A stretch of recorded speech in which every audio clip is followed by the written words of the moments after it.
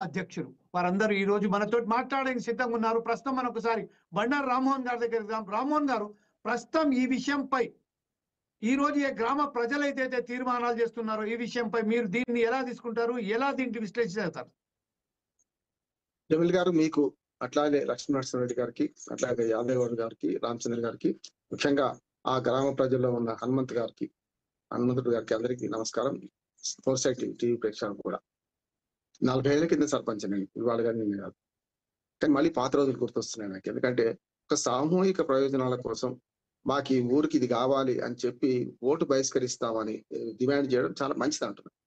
శాశ్వతంగా ఓటు బహిష్కరణ కరెక్ట్ కాదు. ఎందుకంటే ప్రజాస్వామ్య నమ్మకం లేని కొన్ని తీవ్రవాద సంస్థలు ప్రకటించిన గతంలో దాన్ని అంగీకరించలేదు. ఎందుకంటే సామూహిక రాజ్యాంగాన్ని ఒప్పుకోము, మేము మొత్తం ఎన్నికలను బహిష్కరిస్తాము అనేది కరెక్ట్ కాదు. కానీ వాళ్ళ సమస్యల పరిష్కారం కోసం ఇప్పుడు వాళ్ళ జమీల్ గారు వ్యక్తిగత సమస్యలు, మాకు డబ్బులు ఇస్తే ఓటేస్తాం, లేకపోతే మాకు సారా వస్తే ఓటేస్తామని కానించి ఇప్పటికి సమాజం చెడిపోయింది అంటున్నాం. చెడగొట్టింది రాజకీయ నాయకులే, పార్టీలే, ప్రజలుగా చెడిపోయింది. ఇప్పటికి కూడా చచ్చిన దానికి వచ్చిందే కట్టమని తీసుకుంటున్నారు, వేసేదానికి వేస్తున్నారు.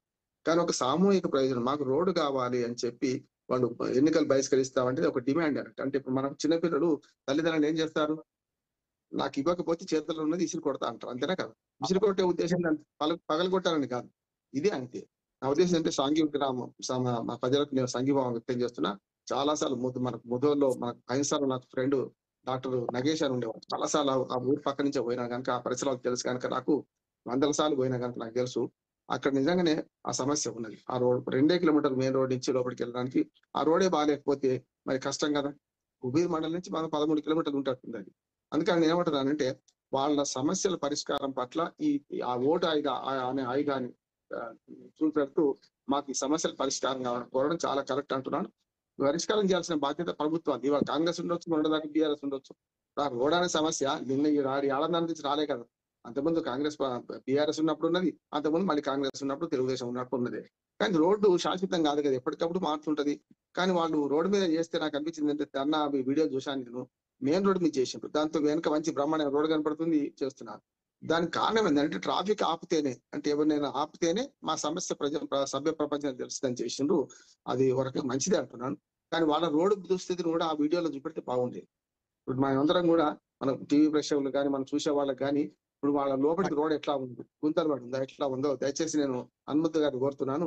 ఆ రోడ్డు పరిస్థితిని వీడియో తీసి ఒకసారి పెట్టండి, నష్టమే లేదు. మన ఈ రోజు దానికి సంబంధించిన ఈ రోజు మనం ఇది మొదలు పెట్టాం కాబట్టి దీని ఒక విషయం ఏంటంటే అదే సంబంధించింది. ఒక విషయం చాలా మన రామ్మోహన్ గారు, ప్రస్తుతం ఏదైతే ఉన్నదో ఆ నియోజకవర్గాలకు సంబంధించిన, ఆ జిల్లాలకు సంబంధించిన మంత్రులే అక్కడి నుంచి వెళ్ళి ప్రాతినిధ్యం వహిస్తున్నారు. ఆ ప్రాతినిధ్యం వహిస్తున్న మంత్రులే ఈ రోజు 75 సంవత్సరాల స్వాతంత్రం వచ్చేప్పటికీ కనీసం రోడ్డు సౌకర్యాలు కూడా వారికి ఇవ్వలేకపోయినందుకు మనం సిగ్గుపడాల్సిన అవసరం ఉన్నదా లేదా? మనకు ఒక్కసారి ఇంత అభివృద్ధి చెందుతున్నాం చెప్తున్నాం, మరి ఇలా ఇంత దారుణమైన పరిస్థితి ఎందుకున్నదని మీరు భావిస్తున్నారు? ఒక మాట చెప్తాను సార్, గడ్డన్న గారితో నాకు చాలా వ్యక్తిగత సంబంధం. ఎప్పుడన్నా పోతే వాళ్ళ ఇంట్లో తినేవాడిని నేను. గడ్డన్న గారు ఎమ్మెల్యే, 4 సార్లు ఎమ్మెల్యే చనిపోయారు. ఆయన పేరు మీద గడ్డన్న ప్రాజెక్ట్ వచ్చింది అక్కడ కదా. ఆయనతో నేను చాలా సన్నిహితంగా, నాకు కొట్లాడి, మేము వేరే పని మీద పోతే కూడా కొట్లాడి వాళ్ళ ఇంట్లో భోజనం పెట్టేవాడు. నేను ఏమంటున్నానంటే అటువంటి దగ్గర కూడా సమస్య. ఇప్పుడు ఇది ఇలా పాపం తలాపిడికాడు ఒక్క ఎమ్మెల్యే, మొన్న వచ్చిన ఎమ్మెల్యే, అంతకుముందు ఏమొచ్చే సమస్య కాదు, అందరు చేసింది అంటున్నాను. ఒక మాట చెప్తాను, ఈ మధ్యన మేము FDR foundation for democratic reforms మీద ఆరోగ్య సర్వే చేసినాం. అక్కడ కూడా నేను బైసా కూడా పోయినాం అన్న. ఇట్లా చూసుకుంటే వరుసగా మెదక్, నిజాం, మన నల్గొండ ఉమ్మడి, అట్లాంటి యాదగిరిగుట్ట అన్నట్టు, ఉమ్మడి నల్గొండ, ఉమ్మడి కరీంనగర్, ఉమ్మడి వరంగల్, ఆదిలాబాద్ 2 రోజులు ఉన్నాం. ఆదిలాబాద్ తర్వాత నిజామాబాద్ జిల్లా చేసుకొని వస్తే మీరు చూడండి, అస్ఫాబాద్ నుంచి ఎందుకు రోడ్ల పరిస్థితి చెప్పాలంటే, అస్ఫాబాద్ నుంచి ఆదిలాబాద్ పోయే రోడ్ వయా కిరమేరి ఉట్నూరు పోతుంది. ఆ రోడ్ లో ఒక బస్సు ఎదురుకు వస్తే లారీ వెనక్కి తీసుకొని ముందు తీసుకొని కదలాల్సి వస్తున్న పరిస్థితి వచ్చింది. ఇప్పటికి సింగిల్ రోడే ఆ రోడ్డు. అంటే ఆ రకంగా చెప్పాలంటే అస్ఫాబాద్ టు ఆదిలాబాద్ పోయే 100 కిలోమీటర్ల పైన ఉంటది. ఆ 100 కిలోమీటర్ల రోడ్ అట్లాగే ఉన్నది, ఘాట్ రోడ్లు. అంటే ఇప్పటికి కూడా ఈ ఆధునిక 21వ శతాబ్దంలో 2025 ఉన్నాం కదా, గా రోడ్ బాగాలేకపోయినా అప్పుడు ఈ సాంఘీ రోడ్ బాగాలేదని మనం నమ్మొచ్చు కదా, చూపించకుండా కూడా.